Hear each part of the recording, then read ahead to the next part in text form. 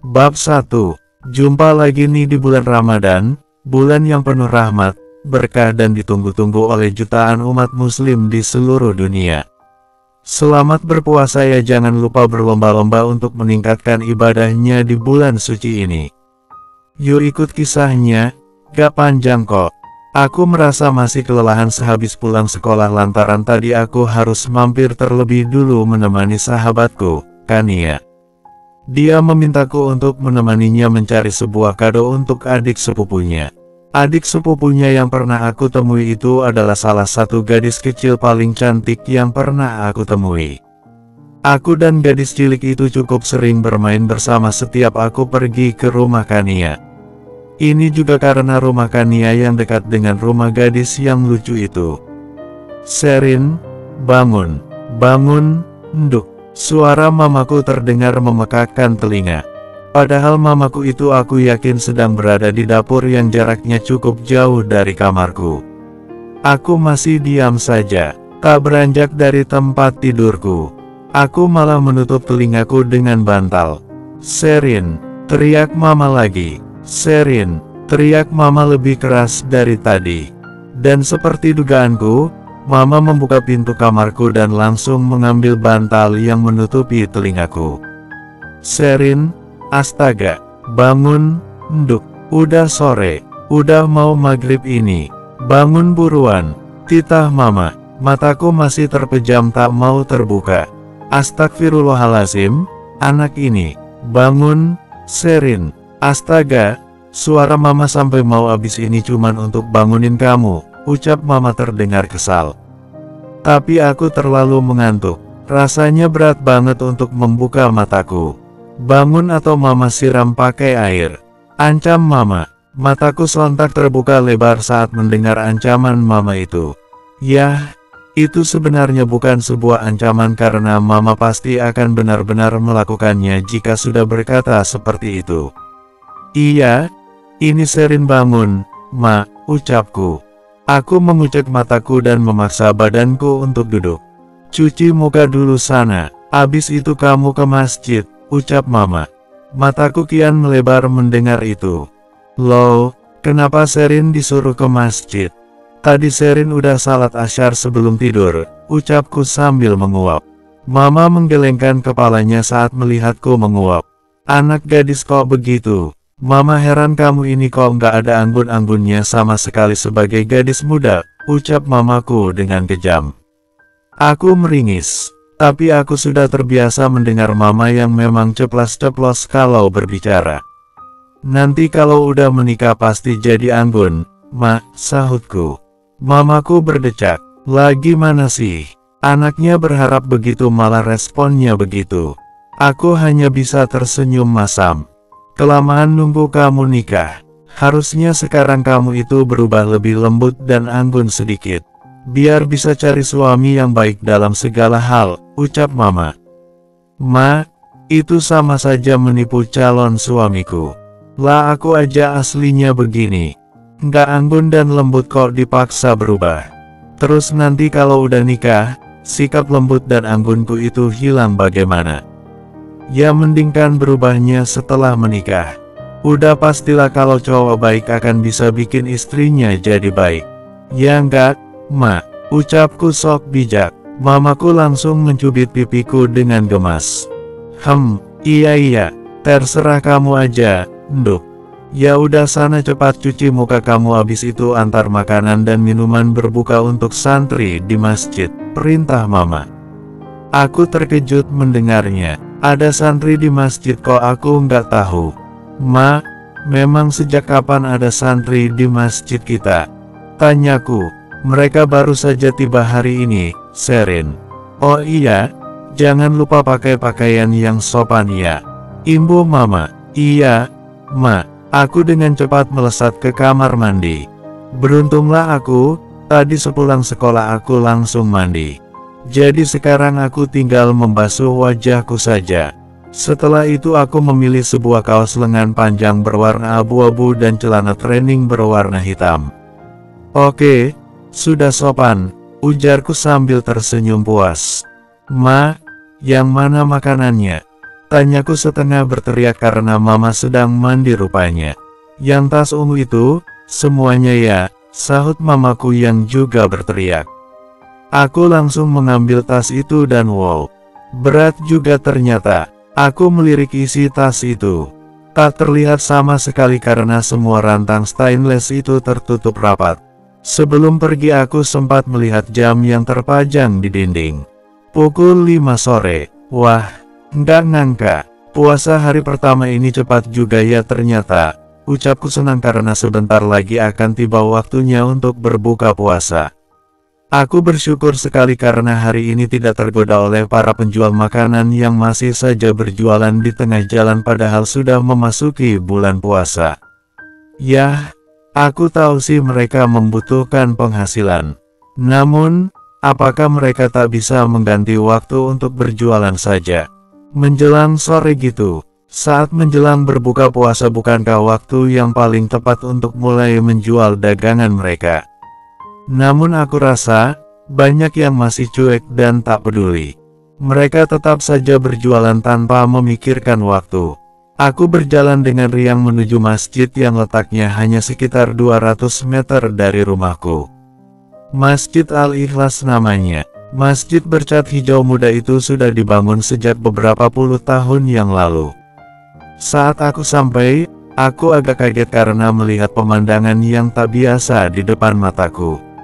Segerombolan orang terlihat sedang berkumpul entah karena apa.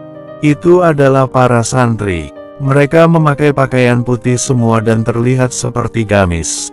Aku tak tahu apa namanya itu. Yang jelas pakaian itu bagiku layaknya daster panjang yang panjangnya sampai di atas mata kaki. Mereka juga memakai sorban berwarna putih dan beberapa di antara mereka tampak menjadikan tasbih untuk kalung mereka. Permisi, ucapku. Semua santri itu segera menoleh ke arahku. Tapi anehnya mereka tak benar-benar memandangku. Kenapa ya? Assalamualaikum, ucap salah seorang dari mereka. Seorang laki-laki muda dengan wajah bak dewa. Laki-laki yang terbilang masih sangat muda itu berdiri menghampiri aku. Aku terpana, dia sangat tampan sekali. Bagaimana bisa ada seseorang berwajah seperti malaikat itu? Batinku, assalamualaikum, ucapnya lagi. Hah, sumpah aku bingung. Aku tadi sudah bilang permisikan. Kamu tadi tidak mengucapkan salam makanya saya yang mengucapkan salam, ucapnya sambil menahan senyum. Oh, iya, Ustadz. Waalaikumsalam, sahutku. Ada perlu apa? Tanyanya. Ini aku disuruh antar ini sama mamaku, ucapku. Aku langsung menyerahkan tas ungu yang sangat berat tadi ke tangannya. Dia sedikit meringis ketika tangannya tak sengaja bersentuhan dengan tanganku. Oh iya, aku lupa. Laki-laki dan perempuan dilarang bersentuhan kan dalam Islam. Oh kamu pasti putri Pak RT ya? Tanyanya. Aku mengangguk. Saya hai, ucapnya. Hai, nama yang bagus, pujiku dalam hati. Ah, iya, Ustadz. Aku Sherin, ucapku. Aku memandangi cowok itu. Benar-benar luar biasa tampan. Indah ya, Mbak. Tapi bukan muhrim itu. Nggak boleh dipandang terlalu lama, ucap salah seorang santri lainnya. Bersambung. 2. Aku menoleh dengan jengkel ke arah santri yang menegurku tadi. Aku benar-benar sangat malu tapi aku juga sebal karena ditegur di depan banyak orang. Maksud aku, di sana tidak hanya ada aku, si ustadz dan juga santri yang menegurku itu tadi. Tapi di sana itu kira-kira terdapat sekitar 8 santri yang juga sedang duduk.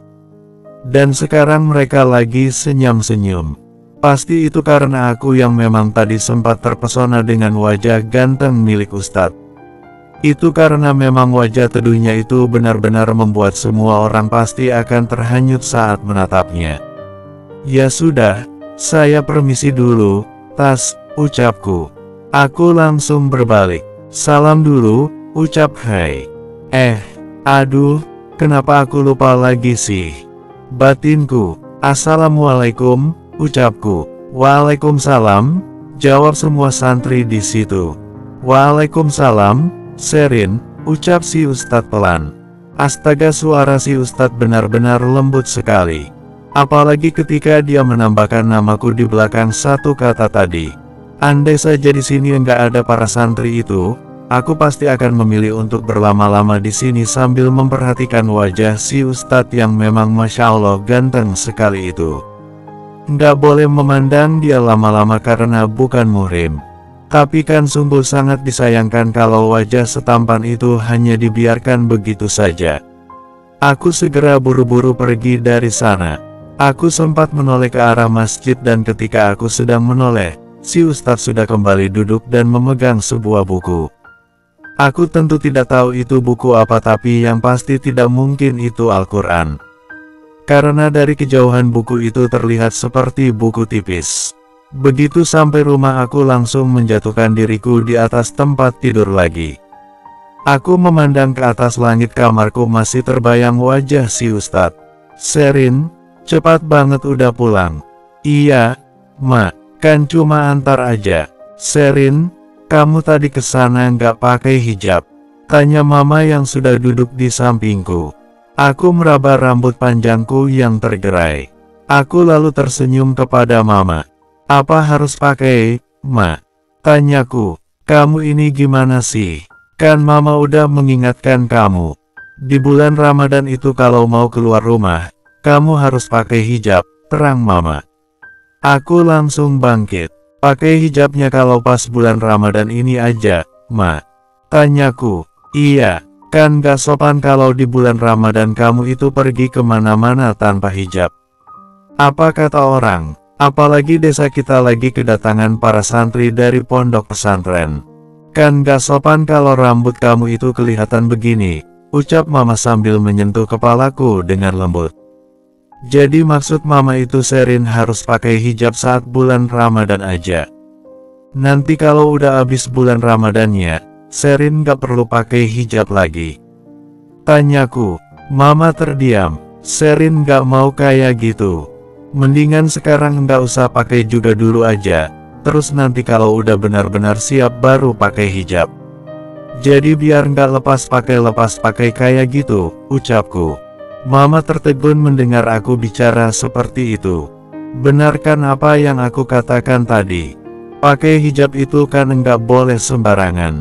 Nggak bisa asal pakai terus lepas. Iya, aku memang tahu kalau muslim itu wajib pakai hijab, tapi aku belum siap. Ya bukan gitu juga maksud Mama.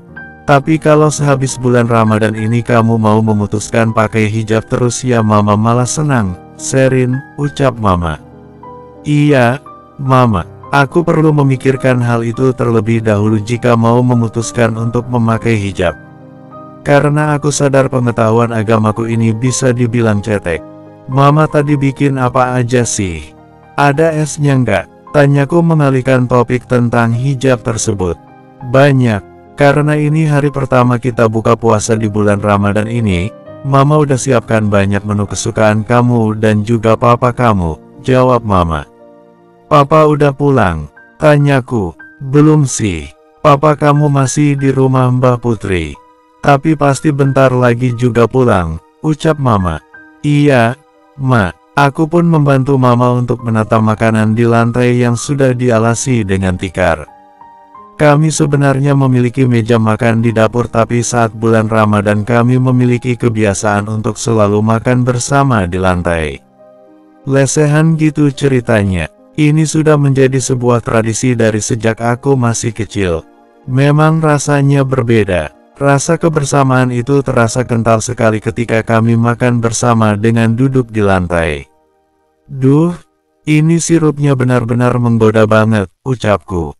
Sabar, sebentar lagi, jawab Mama. Aku lagi-lagi melirik ke arah jam dinding. Mama, maghribnya jam berapa sih? Tanyaku. Mama nggak tahu. Kemarin itu waktu Mama tarawih ada sih sebenarnya jadwalnya di selebaran yang ditempel di dekat papan pengumuman. Tapi Mama nggak lihat. Lagian kan kita mending tunggu azan aja, ucap Mama. Iya, aku tahu itu. Paling mudah memang menunggu suara azan sih. Aku duduk dengan anteng di lantai beralaskan tikar yang di depannya sudah tersaji berbagai makanan dan juga sirup rasa cocopandan yang terlihat sangat segar. Aku menggelengkan kepalaku dan mengalihkan pandanganku dari makanan dan minuman yang ada di depanku. Ingatlah, Sherin, kamu bukan anak kecil yang gampang tergoda dengan godaan semacam ini. Umurmu sudah 15 tahun, Sherin. Sabar, sabar. Sebentar lagi sudah mau buka. Gumamku menenangkan diriku sendiri. Baru saja aku akan bangkit untuk hidupkan televisi. Suara azan terdengar nyaring. Alhamdulillah, ucap mamaku. Assalamualaikum, ucap papa yang baru saja tiba. Waalaikumsalam, jawabku bersamaan dengan mama. Papa kok lama banget sih? Tanyaku. Tadi Mbak Putri kamu minta papa buat benerin saluran air krannya. Lagi macet nggak bisa keluar airnya. Jadi agak lama, jawab papa. Aku pun mengangguk dan langsung memberikan papa segelas sirup cocopandan dingin. Baru saja aku mau menyeruput sirupku tiba-tiba tangan papa mencegahku. Berdoa dulu, jangan bilang kamu lupa doa berbuka puasa, ucap papa. Aku tersenyum tipis. Jujur saja aku memang lupa. Nah kan, doa berbuka puasa aja aku lupa. Gimana ceritanya aku langsung pakai hijab? Nanti kalau tiba-tiba ada yang memintaku untuk mengaji dan aku tidak bisa, bagaimana? Aku jadi malu kan? Sebentar, aku bukannya tidak bisa mengaji. Tapi kemampuan mengajiku itu bisa dibilang buruk. Sudahlah, aku tak ingin membahas hal yang memalukan ini. Ya udah papa ajarin tapi kamu nanti harus hafalkan ya, ucap papa. Aku mengangguk mantap. Aku tak ingin menunda lagi untuk menikmati sirup dingin yang terlihat segar itu. Papa menuntunku untuk membaca doa berbuka puasa dan ternyata memang otak aku agak lumayan juga sore ini. Aku bisa mengikuti papaku dengan cepat. Bagus, besok harus hafal jangan lupa. Titah papa. Siap, Pak. Malam ini adalah malam tarawih kedua di bulan suci Ramadan. Di malam sebelumnya aku tidak ikut untuk salat tarawih di masjid dengan alasan capek karena habis penutupan latihan marching band di sekolah. Namun malam ini aku sangat bersemangat untuk ikut salat. Ini tentu saja karena aku ingin melihat wajah bak malaikat itu lagi. Kamu lagi cari apa sih? Celingak-celinguk dari tadi, tanya mama yang duduk di sampingku. Anu, Ma, santri yang tinggal di masjid ini tuh kok nggak ada ya? Tanyaku heran. Ada, sahut tetanggaku yang duduk di sebelah kananku. Di mana, Bulek? Tanyaku. Ya di depan lah, Rin, jawab Bulek Marini. Aku langsung manggut-manggut. Aku kecewa karena nggak bisa melihat si Ustadz kali ini. Salahku juga sih. Niat ke masjid bukannya untuk beribadah tapi malah mau lihat cowok ganteng. Pantas saja Allah tidak mengizinkan aku untuk melihat dia. Bersambung. 3. Sampai akhir salat tarawih, aku tak melihat sosok si Ustadz. Namun ketika aku akan pulang, aku sempat melihatnya sekilas saat sedang bersiap-siap untuk tadarus. Sayangnya aku hanya melihat dia sebentar karena tiba-tiba saja mamaku menarik tanganku untuk mengajakku pulang. Mau tak mau aku menuruti mamaku daripada mama mencubit lenganku. Di tengah jalan, aku mendengar alunan suara orang yang sedang mengaji. Seperti biasa, suara itu terdengar sangat jelas karena memakai mikrofon. Suara itu benar-benar terdengar sangat indah. Aku memang sering mendengarkan orang yang sedang mengaji, tapi kali ini sangat berbeda. Suara itu adalah suara orang mengaji paling indah yang pernah kudengar. Aku bertanya-tanya, siapa yang sedang mengaji itu? Aku jadi ingin sekali kembali ke masjid. Tapi kalau aku kembali ke sana, sudah pasti aku akan disuruh ikutan ngaji. Dan karena kemampuan mengajiku ini bisa dibilang rendah, jadi lebih baik aku tetap berada di rumah dan membuang rasa penasaranku untuk sementara waktu. Itu yang ngaji benar-benar pintar sekali ya, puji papa. Iya, pak. Loh mama tadi kemana? Perasaan tadi bareng pulangnya sama kita. Kok sekarang nggak ada di rumah? Ucapku bingung. Mamamu ke masjid lagi, katanya mau ada rapat sebentar tentang pembagian jadwal takjil, jawab papa. Nah, ini adalah salah satu tradisi lainnya di desaku, lebih tepatnya di sekitar RW tempatku aku tinggal. Jadi begini, setiap bulan Ramadan, kan pasti selalu ada takjil yang dibagikan sehabis salat tarawih. Takjil itu berasal dari para ibu-ibu yang bergiliran setiap malamnya untuk menyiapkan takjil tersebut. Biasanya satu malam itu untuk 2 atau 3 orang. Makanya tidak heran jika dalam satu malam terdapat 3 jenis macam takjil yang berbeda karena memang itu berasal dari 3 orang. Tahun lalu, aku ingat betul mama membuat onde-onde coplos dan juga es lilin kacang hijau. Es buatan mama memang enak, jadi tak heran jika saat itu es kacang hijau itu ludes sampai tak tersisa. Rapatnya lama nggak sih, Pak? Biasanya kan rapatnya pas lagi ada arisan. Kok ini rapatnya di masjid sih? Mana lagi ada santri lagi di sana? Apa nggak sungkan ya? Kan mereka lagi tadarus, ucapku.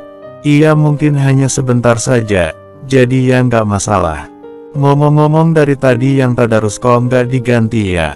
Biasanya kan paling banyak ngajinya itu 1 juz tiap orang.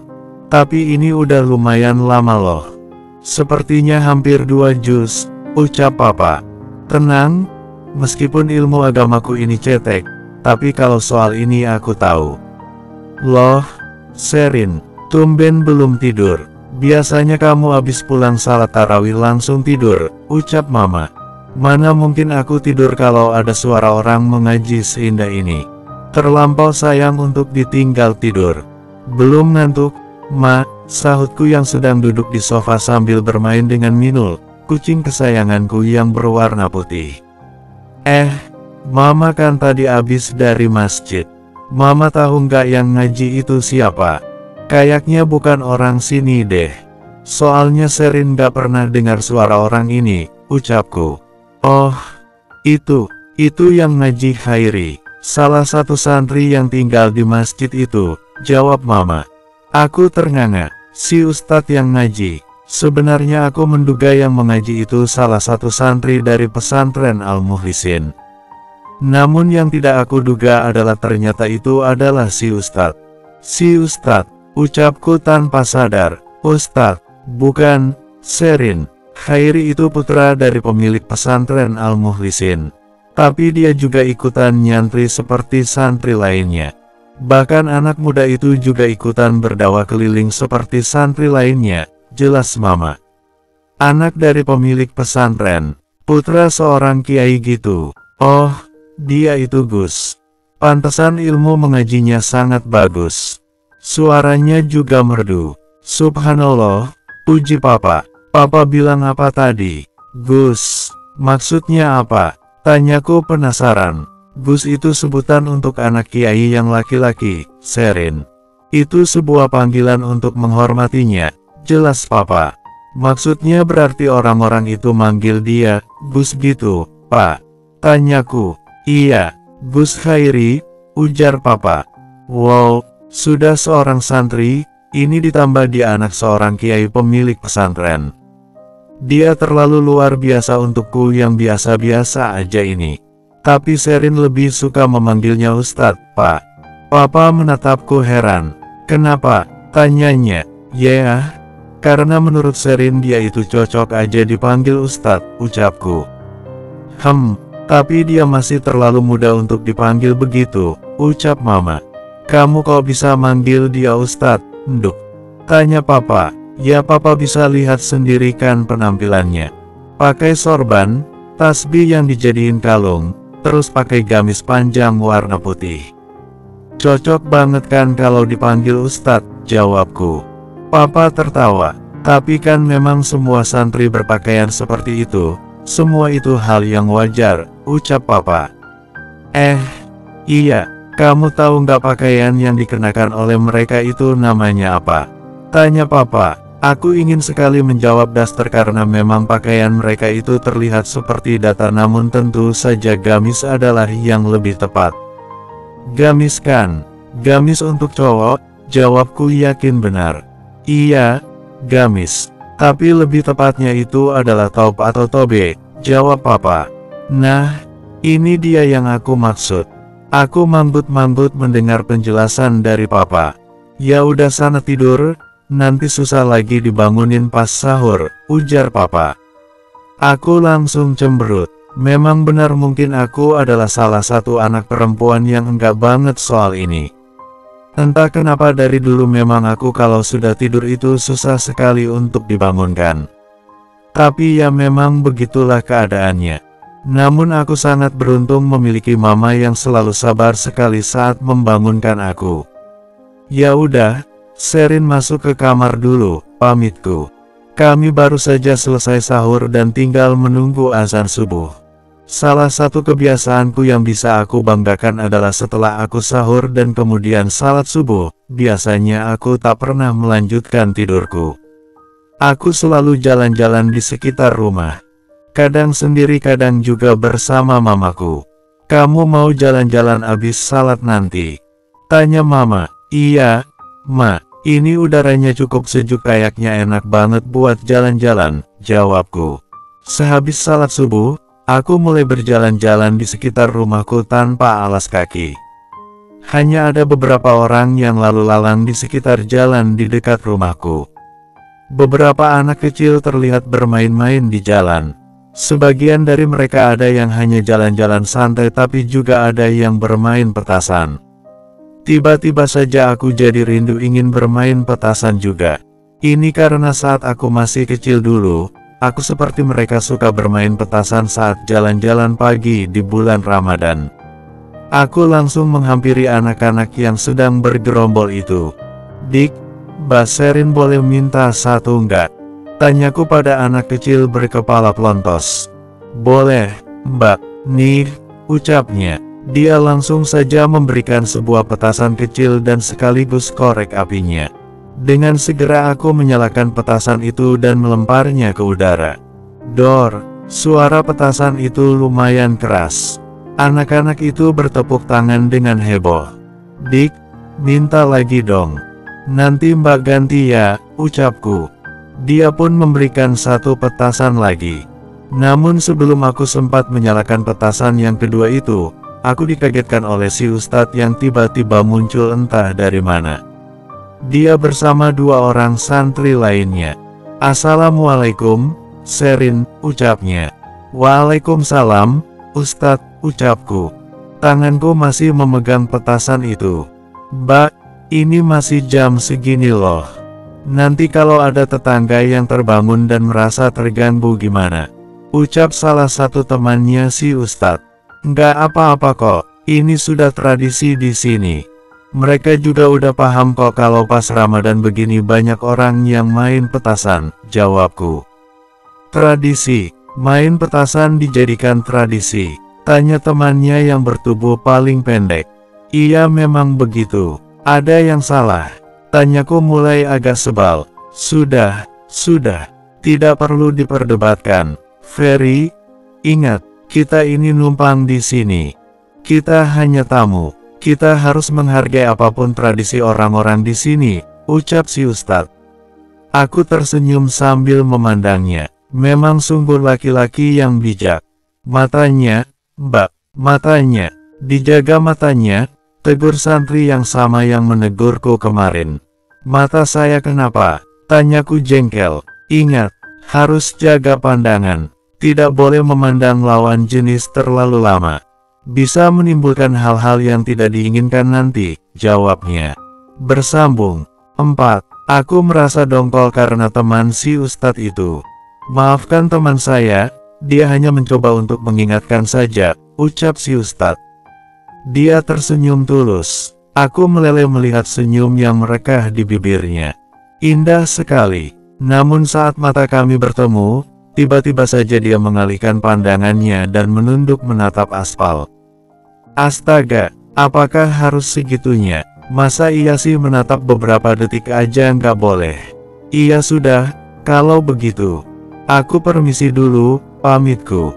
Sebelum aku diingatkan kembali untuk mengucapkan salam, aku pun mengucapkannya terlebih dahulu. Assalamualaikum, ucapku. Waalaikumsalam, Sherin, ucap si Ustadz. Waalaikumsalam, Mbak, ucap kedua santri teman si Ustadz yang salah satunya dipanggil Ferry. Aku mengangguk dan langsung ngacir dari sana. Loh, kok udah balik? Jangan bilang kamu mau tidur lagi ya. Ini udah hampir setengah 6 loh, ucap mama yang sedang menyapu halaman. Ya enggak mungkin Sherin tidur lagi lah, Ma. Ini mau mandi aja abis itu langsung berangkat ke sekolah, ucapku. Wah, tumben banget anak mama jadi rajin. Apa sudah mulai tobat ya? Canda mama. Ih, mama, anaknya rajin salah, nggak rajin tambah salah. Kan jadi bingung. Mama tertawa pelan. Sherin, tentu saja mama lebih suka kamu yang rajin. Memang kenapa kamu mau berangkat lebih pagi? Tanya mama. Hari ini Sherin ada piket, Ma. Ini giliran Sherin buat membersihkan jendela kelas, jawabku. Membersihkan jendela kelas? Nggak salah. Ini bulan puasa loh. Kok malah berat piketnya? Ucap mama heran. Iya Sherin enggak tahulah, Ma. Udah tugas dari gurunya kok, jawabku. Ya udah kalau gitu, buruan sana mandi, titah mama. Sungguh sial sekali aku pagi ini. Niat berangkat pagi, tapi di tengah jalan ban sepedaku malah bocor. Apes banget deh. Sekarang aku sedang menuntun sepeda miniku yang berwarna merah dan mencari tukang tambal ban. Aku jadi bingung sekarang karena ini masih terlalu pagi jadi rasanya tak mungkin ada tukang tambal ban yang sudah buka. Kalau aku kembali ke rumah pastilah aku nanti bisa terlambat ke sekolah. Jadilah aku tetap menuntun sepedaku sambil melihat-lihat siapa tahu ada tukang tambal ban yang mau buka di jam 6 pagi ini. Assalamualaikum, Sherin. Suara ini, aku segera menoleh ke belakang dan mendapati si Ustadz sedang bersepeda dan dia menghentikan sepedanya itu tepat di sampingku. Ustadz bersama dengan kedua santri yang tadi pagi bertemu denganku. Dia memakai sepeda berwarna biru yang memiliki boncengan di belakangnya. Sedangkan kedua temannya memakai sepeda mini berwarna hitam dan mereka berboncengan. Waalaikumsalam, Tas, jawabku. Kenapa sepedanya? Tanya si Ustadz. Ini bocor, jawabku. Bocor? Beo si Ustadz. Apa nggak ada tukang tambal ban di sekitar sini? Tanyanya. Ya elah, Tas. Kalau ada ya pasti aku udah kesanalah buat tambal ban sepedaku ini, ujarku dalam hati. Ada, tapi ini masih terlalu pagi jadi nggak mungkin buka. Biasanya mereka bukanya sekitar jam 8, jawabku. Ustadz mengangguk. Sekolah kamu mulai jam berapa? Tanya si Ustadz. Jam 6:45, jawabku. Ustadz melirik arlojinya yang berwarna hitam di sebelah tangan kanannya. Mau saya antar? Tanya si Ustadz. Astagfirullahalazim, ucap santri yang bernama Ferry. Ustadz Khairi menoleh ke arah Ferry. Maaf, Mas. Kelepasan, ucap Ferry. Gimana? Mau saya antar? Tanya Khairi. Aku terlalu kaget dengan tawaran si Ustadz pun jadi bingung menjawabnya. Tapi tentu saja aku tak mau kehilangan kesempatan ini. Iya, aku mau, ucapku. Si Ustadz lalu tersenyum sangat manis. Aduh, boleh nggak sih senyumnya Ustadz itu aku ingat terus. Senyumnya itu terlalu manis sampai aku takut kalau kena diabetes. Ferry, kamu bawa sepedanya Sherin ke tukang tambal ban dan tunggu di sana sampai buka. Saya antar Sherin dulu ke sekolah abis itu nanti saya nyusul kalian, ucap si Ustadz. Iya, Mas, ucap Ferry sambil melirikku sekilas. Bara, temani Ferry, ucap si Ustadz lagi. Baik, Mas, sahut Bara. Ternyata santri yang menegurku itu bernama Bara. Bara juga terlihat wajahnya sedang bingung namun tak berkata apa-apa.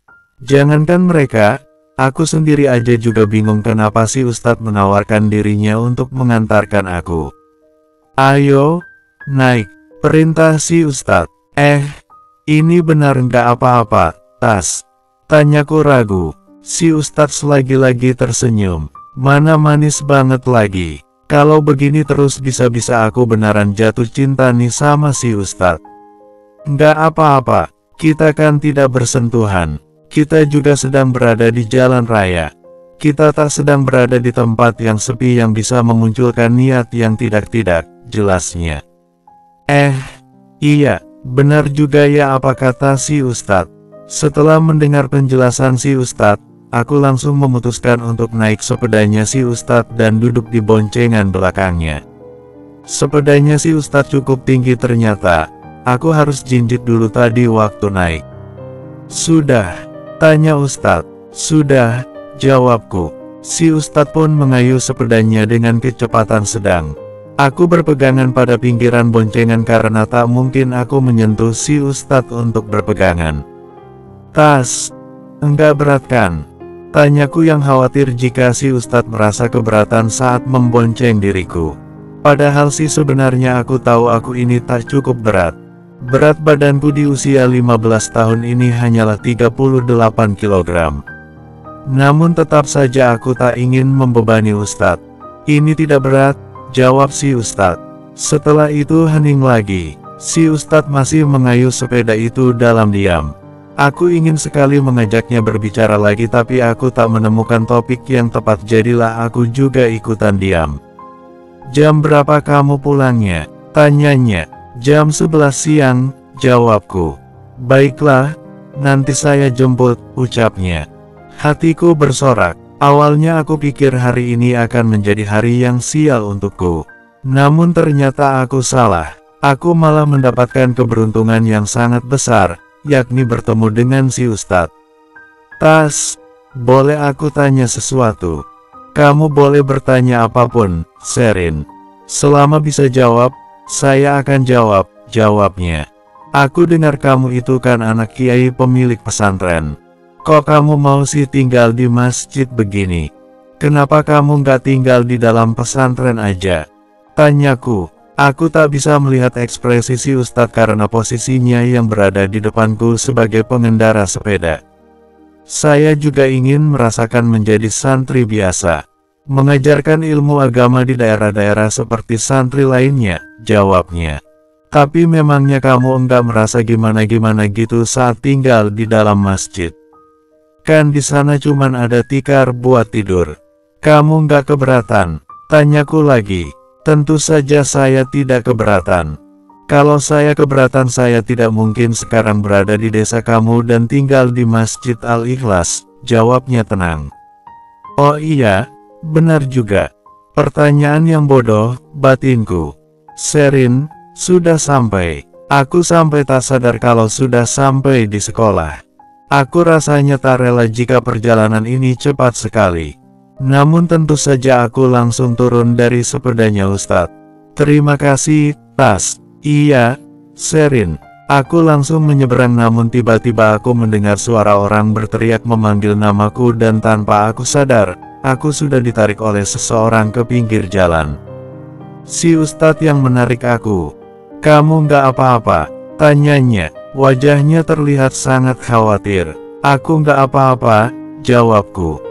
Dia mengembuskan napasnya lega. Aku terdiam, bukan karena masih kaget akibat hampir saja tertabrak oleh mobil, tapi aku kaget karena si Ustadz masih memegang tanganku sambil menatapku. Apa dia itu tidak sadar apa yang tengah dilakukannya? Bersambung. 5. Tas.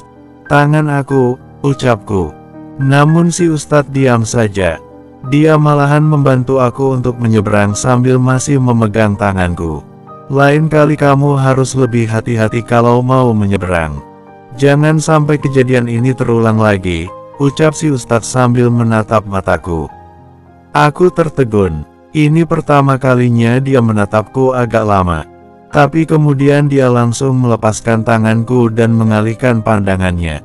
Selamat belajar ya. Saya pulang dulu. Nanti saya jemput. Assalamualaikum, ucapnya. Waalaikumsalam, Tas. Setelah mengucapkan itu, si Ustadz tak berbalik sama sekali. Menoleh sedikit pun dia tidak. Karena sikap si Ustadz yang aneh itu, selama jam pelajaran berlangsung aku jadi tak bisa berkonsentrasi. Pikiranku melayang pada sosok laki-laki yang memakai gamis putih dan sorban yang juga berwarna putih yang tadi mengantarku ke sekolah itu. "Woi, melamun aja, entar kesambet loh," ucap Kania. Aku tak merespon sama sekali. Entahlah, hatiku benar-benar rasanya sungguh aneh. "Heh," ditanya malah enggak jawab. "Kamu lagi ada masalah?" tanya Kania lagi. Aku menggeleng. Sebenarnya aku ingin sekali bercerita tentang kejadian yang baru saja menimpaku, tapi melihat temanku yang terkadang bawel itu, aku tak jadi menceritakannya. Anggap saja aku ini lagi melamun tentang makanan dan minuman yang akan disiapkan oleh mamaku untuk berbuka puasa nanti, ucapku asal. Kania malah tertawa. "Hei, aku heran memangnya apa yang lucu dari perkataanku tadi. Perasaan aku tak mengatakan kata-kata yang lucu. Kamu itu kayak anak kecil saja yang masih belum terlalu bisa menahan diri," ujar Kania. Aku mendengus cukup keras. Memang apa salahnya membayangkan makanan dan minuman di bulan puasa? Nggak ada larangan kan untuk itu. Setahuku yang nggak boleh itu benar-benar makan dan minum, ucapku jengkel. "Iya sih. Tapi kan nanti gimana kalau ternyata kamu malah khilaf dan mencari makanan untuk membatalkan puasa? Kan banyak tuh gara-gara tergoda iklan dan juga membayangkan tentang makanan lezat akhirnya jadi batal tuh puasa," jelas Kania. "Ya enggak gitu jugalah. Jangan dipukul rata seperti itu. Banyak kok orang yang malah kerjanya di depan makanan, misalnya jadi koki gitu. Dia harus memasak itu juga tapi dia masih bisa kok tahan untuk tetap berpuasa," ucapku. Aku tak boleh sombong. Tapi aku ingin membanggakan diriku sedikit saja. Karena kalau untuk soal aturan berpuasa ini aku cukup mengerti ya, walaupun untuk doa berbuka puasanya baru aku hafalkan hari ini. Ya udah sana puas-puasin tuh, bayangin makanan dan minuman yang lezat. Kalau aku sih bisa aja makan sekarang, ucap Kania tersenyum miring. Aku langsung menoleh ke arahnya. "Kamu nggak puasa?" tanyaku. "Enggak, lagi haid," jawab Kania. Dia aja lagi haid tapi tadi dia sok-sokan menasehati agar tidak membayangkan makanan dan minuman saat puasa. Kan menyebalkan sekali itu. Udah berapa lama?" tanyaku. 4 hari. "Jadi ya memang dari awal udah nggak ikut tarawih juga," ucap Kania. Aku mengangguk dan menjatuhkan kepalaku pada tasku di atas meja. "By the way, kamu tahu enggak, Rin? Tadi aku pas di jalan itu lihat ada cowok ganteng banget," ucap Kania. Aku terlalu malas menanggapinya sebab biasanya ucapan Kania itu tak sesuai dengan kenyataannya. Beberapa hari yang lalu soalnya sudah pernah kejadian. Jadi setelah latihan marching band, Kania pergi duluan dan keesokan harinya dia mengatakan jika dia ditembak oleh kakak kelas kami yang cukup ganteng. Aku pun penasaran karena Kania itu mendeskripsikan cowok itu dengan sangat sempurna sekali. Dia bilang cowok itu tampan, mempunyai postur tubuh yang bagus serta wajahnya yang pokoknya mempesona. Tapi nyatanya ketika aku bertemu dengan cowok itu, aku hanya bisa beristighfar. Ini bukan karena dia jelek, bukan. Tapi ini itu deskripsi yang dijelaskan oleh Kania sama sekali bertolak belakang dengan aslinya. Kali ini pun aku tak terlalu memperdulikannya. "Rin, Rin, kok nggak dengarkan aku sih? Beneran tahu, ini tuh cowok beda banget dari cowok yang lain. Wajahnya benar-benar kayak dewa banget," ucap Kania. "Wajah dewa? Halah. Tak akan ada yang bisa menyaingi wajah ustazku. Cowok itu terlampau sempurna. Memang kamu lihat dia di mana?" tanyaku malas. "Di jalan. Tadi pas aku berangkat sekolah. Dari dia itu pakai sepeda gitu. Mana alim lagi pakai gamis sama sorban. Keren gak tuh? Beneran? Asli ganteng banget dia itu," ucap Kania bersemangat. "Alim, baju gamis, pakai sorban, naik sepeda, astaga, kok deskripsinya mirip Ustadz sih. Ini nggak mungkin kan kalau ternyata cowok itu pakai sepeda warna apa?" tanyaku. Aku sampai menahan napas saat menunggu jawaban dari Kania. Apa ya tadi? Kayaknya biru deh. Kenapa memangnya? Tanyanya. Udah fix deh. Itu pasti Ustadz. Oke, kamu nggak boleh naksir dia, ucapku. Hah, kenapa memangnya? Aneh banget. Toh juga belum tentu kita ketemu lagi, ujar Kania.